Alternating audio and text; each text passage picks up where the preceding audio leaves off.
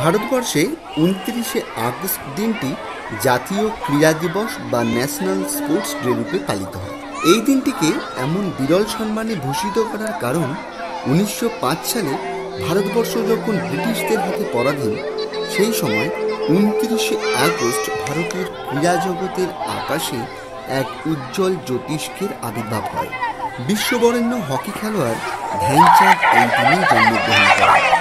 আজকের এই ভিডিওতে আপনাদের বলব ধ্যানচাঁদের জীবনে কিছু অজানা অচেনা কাহিনী। ধ্যানচাঁদের জীবনের সেই অজানা অচেনা কাহিনী জানতে আমার সঙ্গে থাকুন এই ভিডিও শেষ অবধি। ২৯শে আগস্ট ১৯০৫ সালে এলাহাবাদে বাবা খামেশ্বর সিং এবং মা সারদা সিংয়ের কোল আলো করে জন্ম নিয়েছিলেন ধ্যানচাঁদ। তার এক ভাই রূপ সিং, তিনিও ছিলেন বিখ্যাত হকি খেলোয়াড়। তার অপর এক ভাইয়ের নাম ছিল মূল সিং। বাবা ছিলেন ব্রিটিশ সেনাদলে কর্মরত, সেখানে তিনি হকি খেলতেন। ধ্যানচাঁদের আসল নাম কিন্তু ছিল ধ্যান সিং। তার নামের সাথে চাঁদ কথাটি কেন যুক্ত হলো সেই নিয়ে একটি প্রচলিত কাহিনী রয়েছে। যেহেতু সেই সময় কোনো ফ্লাড লাইট থাকতো না, তাই ধ্যানচাঁদ রাতের বেলায় চাঁদের আলোয় খেলা প্র্যাকটিস করতেন।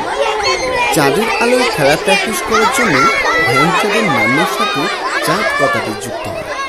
ধ্যান সিং ক্রমে ক্রমে ধ্যানচাঁদ নামে পরিচিত হয়ে ওঠেন। এত বড় খেলোয়াড় হলেও শৈশব জীবনে খেলার প্রতি তার কোনো আগ্রহ নাকি ছিল না, যদি কুস্তি তিনি ভালোবাসতেন।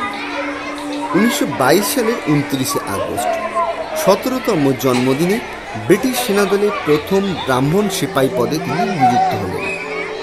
১৯২২ থেকে ২৬ এই সময়কালে সেনাদলের হয়ে একাধিক হকি ম্যাচ তিনি খেলেছিলেন। ১৯২৬ সালে ভারতীয় সেনাদলের হকি টিমে তিনি সুযোগ পান এবং নিউজিল্যান্ডে তিনি খেলতে গেলেন।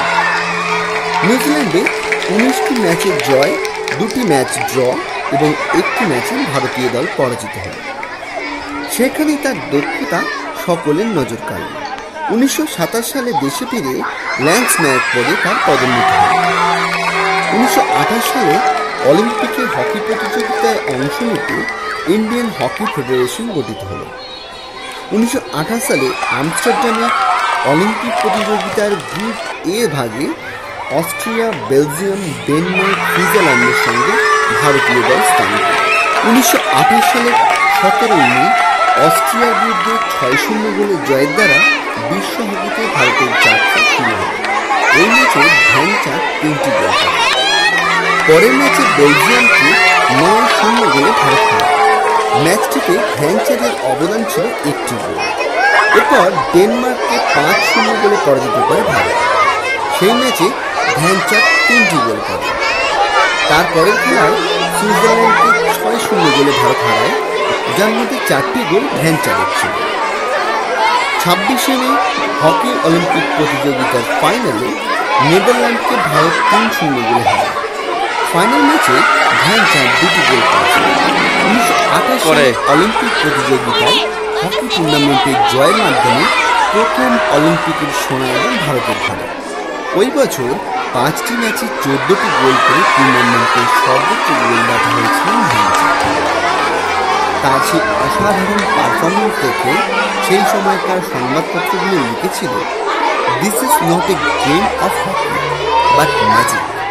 Dhyanchand is in fact the magician of hockey." ১৯৩২ সালে লস অ্যাঞ্জেলেস অলিম্পিকে প্রথম ম্যাচে জাপানকে ভারত হারিয়েছিল ১১ গোলে। ধ্যানচাঁদ আর তার ভাই রূপ সিং ৩টি করে গোল করেন। ওই বছর অলিম্পিকের ফাইনালে ভারতবর্ষ আমেরিকাকে ২৪-১ গোলে পরাজিত করে। সেই ম্যাচে ধ্যানচাঁদ ৮টি, রূপ সিং 10টি গোল করেন।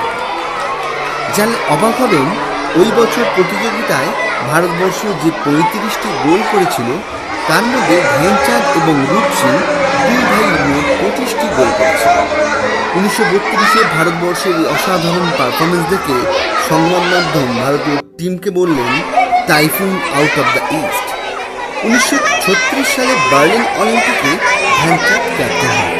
হাঙ্গেরি, আমেরিকা, জাপান, ফ্রান্সকে হারিয়ে অবশেষে ফাইনালে হিটলারের জার্মানির মুখোমুখি হল ভারতবর্ষ। ১৯৩৬-এ ১৯শে আগস্ট বার্লিনে ফাইনালে মুখোমুখি হতে চলেছে ভারতবর্ষ এবং জার্মানি। এর আগে জার্মানির সঙ্গে একটি খেলায় ভারত পরাজিত হয়েছে। অতীতের সেই পরাজয় স্মৃতি ফাইনালের আগে ভারতীয় দলকে একটু দুর্বল করে রেখেছিল। দলকে উজ্জীবিত করতে ম্যানেজার পঙ্কজ গুপ্ত ভারতবর্ষের তিরঙ্গা পতাকাকে আনলেন দলের সামনে, আর তাতেই কাজ হল। ফাইনাল ম্যাচের প্রথম অর্ধ রইল গোল শূন্য। দ্বিতীয় হাফে কিন্তু ভারতবর্ষকে আর আটকানো গেল না।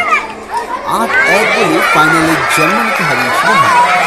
ওই ম্যাচে ধ্যানচাঁদ করেছিল 3টি গোল। হিন্দু পত্রিকায় প্রকাশিত খবর থেকে জানা যায়, সেকেন্ড হাফে ধ্যানচাঁদ তার জুতো মোজা খুলে দেয় এবং খালি পায়ে শুধুমাত্র রবারের সোল করে পুরো দ্বিতীয়ার্ধটা তিনি খেলেছিলেন। বার্লিন অলিম্পিকের হকি ফাইনালে জার্মানি দলকে এমনভাবে নির্মমভাবে পরাজিত করার পর আর ধ্যানচাঁদের অসাধারণ পারফরমেন্স দেখে হিটলার ধ্যানচাঁদকে তার সেনাবাহিনীতে উচ্চ বেতনে উচ্চ পদে নিযুক্ত করার অফার দেন, কিন্তু ধ্যানচাঁদ সেই অফারকে ফিরিয়ে দিয়েছিল। দেশ স্বাধীন হওয়ার পর ভারতীয় সেনাদলে কর্মরত ছিলেন ধ্যানচাঁদ। 1956 সালের 29 আগস্ট তিনি সেনাবাহিনী থেকে অবসর নেন। সেনাবাহিনী থেকে অবসর গ্রহণের পর রাজস্থানের মাউন্ট আবুতে তিনি দীর্ঘদিন হকিতে প্রশিক্ষক রূপে কাজ করেন। এরপর পাতিয়ালা ন্যাশনাল ইনস্টিটিউট অফ স্পোর্টসে বহু বছর তিনি চিফ হকি কোচ রূপে নিযুক্ত ছিলেন। 1979 সালের 3 ডিসেম্বর লিভার ক্যান্সারের কারণে এই বিশ্ববিখ্যাত হকি প্লেয়ার পরলোকগমন করেন। সারা জীবনে তিনি 400-র উপর গোল করেছেন। তার এই অসাধারণ পারফরমেন্স দেখে বিশ্ববরেণ্য ক্রিকেটার ডন ব্র্যাডম্যান বলেছিলেন, ক্রিকেটে রান করার মতোই তুমিও হকিতে গোল করো। লন্ডন অলিম্পিকের সময় লন্ডনের ভূগর্ভস্থ মেট্রো রেলের দুটি স্টেশনের নামকরণ করা হয়েছিল ধ্যানচাঁদ এবং তার ভাই রূপ সিংয়ের নামে। 2002 সালে দিল্লির ন্যাশনাল স্টেডিয়ামের নাম পাল্টে রাখা হয়েছিল ধ্যানচাঁদ স্টেডিয়াম। ভারতীয় ক্রীড়া জগতে সারা জীবনের সম্মান দিতে যে পুরস্কারটি দেওয়া হয়, সেই লাইফ টাইম অ্যাচিভমেন্টটি ধ্যানচাঁদের নামে দেওয়া হয়। ধ্যানচাঁদ নিয়ে এই ছিল আজকের বিশেষ কাহিনী। বন্ধুরা, এই ভিডিওটি কেমন লাগলো অবশ্যই নিচে কমেন্টে তোমাদের ফিডব্যাকে লিখে জানাও, এবং যদি ভিডিওটি ভালো লাগে তো অবশ্যই এই ভিডিওটি লাইক করবে এবং সেই সঙ্গে